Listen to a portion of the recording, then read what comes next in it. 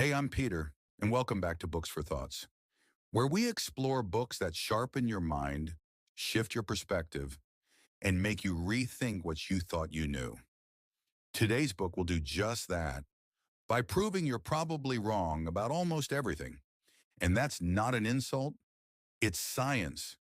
We're diving into You Are Not So Smart by David McRaney, a fun, fast-paced look at the irrational quirks, biases, and blind spots that shape our decisions every single day.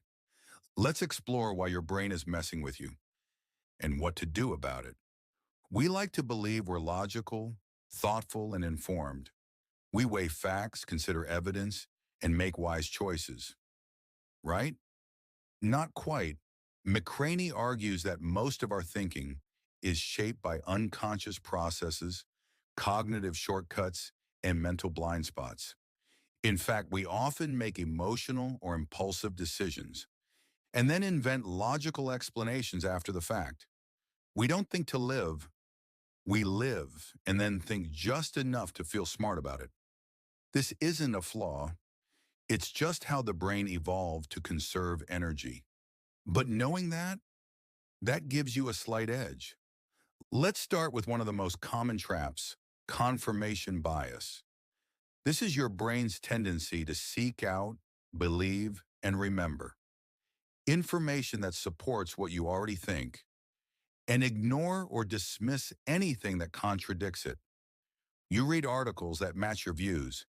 You follow people who agree with you. You feel smarter for doing it, even though it narrows your perspective. McCraney points out that confirmation bias is why debates rarely change minds. People don't reason toward the truth. They rationalize what they want to be true.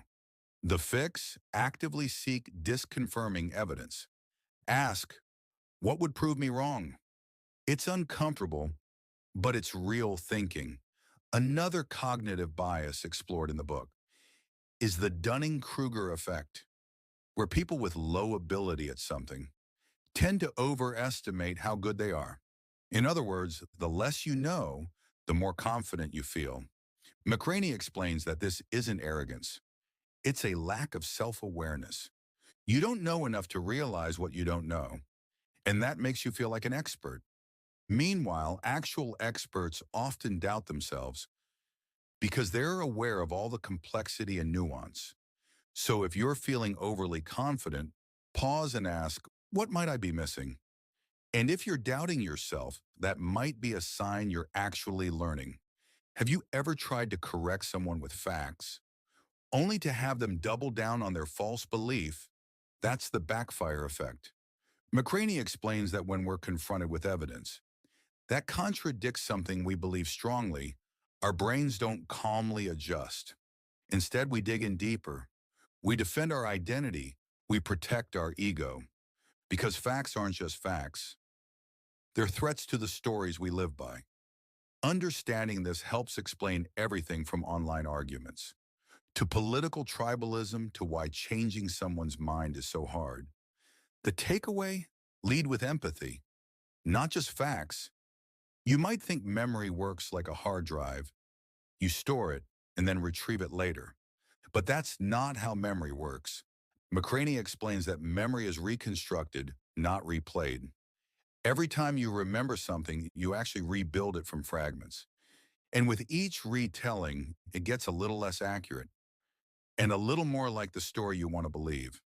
That's why eyewitness testimony is unreliable, why siblings remember the same childhood differently, and why your memories aren't facts. They're narratives. Think you're great at multitasking? McCraney would like to gently inform you, you're probably not. What we call multitasking is really task switching.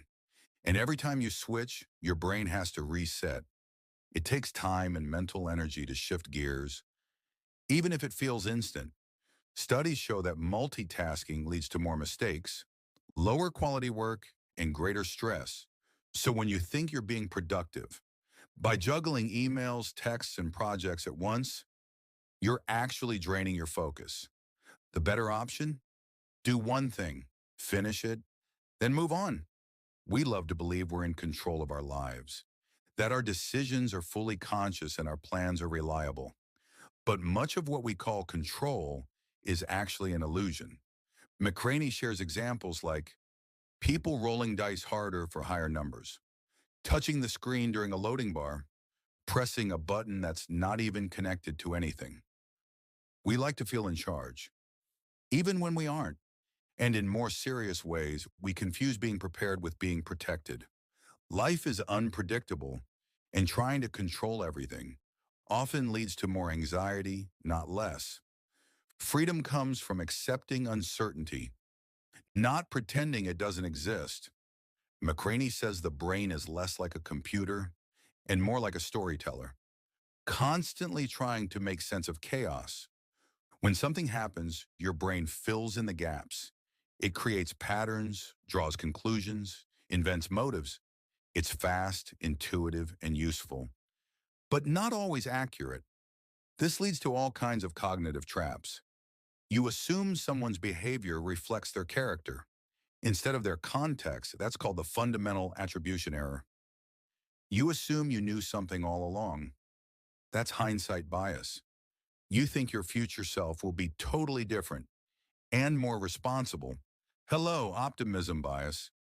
The stories feel real, but they're still just stories. By this point in the book, the message is clear. You are not so smart, and that's okay. McRaney doesn't shame you for being irrational. He invites you to understand your patterns.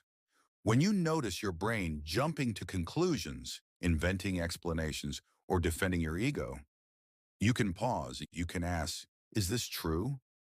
Is this helpful? What else might be going on? Awareness isn't about becoming perfect. It's about becoming curious. And with curiosity, you can learn faster, decide better, and react less. That's how you become wiser, not by being flawless, but by knowing your flaws. So, what's the point of knowing all this? Are we just doomed to be irrational creatures forever? McRaney says no. The point is not to eliminate your biases. You can't. The point is to recognize them and build systems that help you make better choices anyway. That might mean slowing down your decisions, asking for feedback, writing down your thinking before acting, practicing doubt before defensiveness.